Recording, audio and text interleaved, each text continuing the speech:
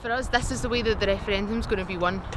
It's people going out, it's feet on the ground, it's knocking at doors and taking the message out to people.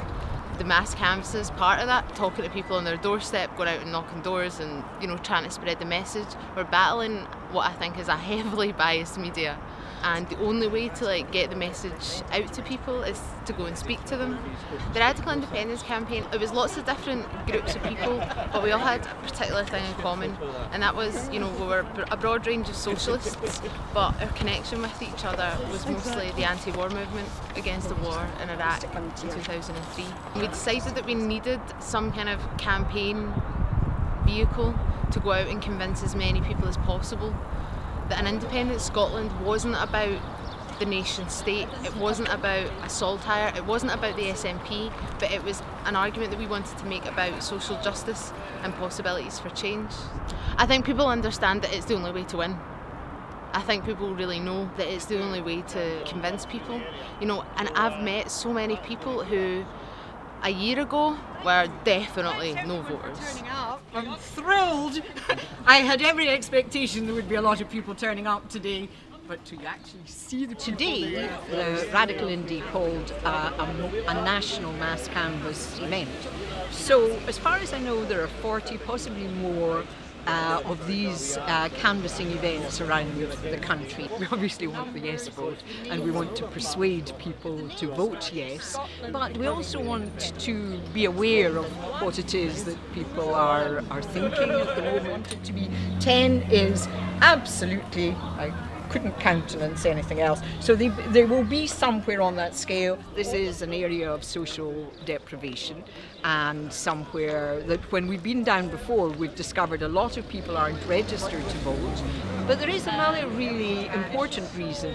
People here are already organised and fighting back. So they're already an organised community. I never want to do missionary work to go into an area and tell people what they should do or how they should organise themselves. But we can support people. We can bring our knowledge and expertise and, you know, probably mostly our legs and our energy and run round and help them with that. I find it's a very exciting opportunity that we have to seize this opportunity and to enable people in Scotland to have a lot more say in how this place is run and about the kind of houses we live in, the kind of education we have in, whether it's public transport or private transport, whether should we tax the rich, the multinationals, all that kind of stuff. Those are things that I raise when I'm talking to people about why they should vote yes. 1 to 10, how strongly do you feel about that? Are you a definite no, or are you? I'm from Catalonia. In my country we are in the same kind of process but different because we don't have an agreement with the Spanish government to do the referendum, but I hope we'll do the same. And certainly getting a response, I get a very positive response from saying those kind of things rather than saying, well, let's just wait and see. I think the arguments are much harder to make on the no side. I mean, what can they actually offer us? You know, what can the current constitutional arrangement offer people in Scotland when the welfare state is being hammered? I mean, that policy is reserved.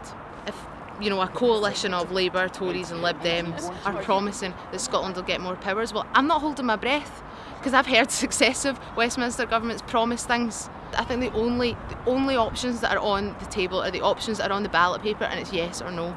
And in Scotland, we've got a chance for improved democracy to actually radically transform the relationship between people and with Parliament. During one of the canvassing sessions, there was a man he was in his 50s, and he was, you know, on speaking to a Radical Independence campaigner on the doorstep, and he said, you know, no one's asked me what I thought about politics for a decade.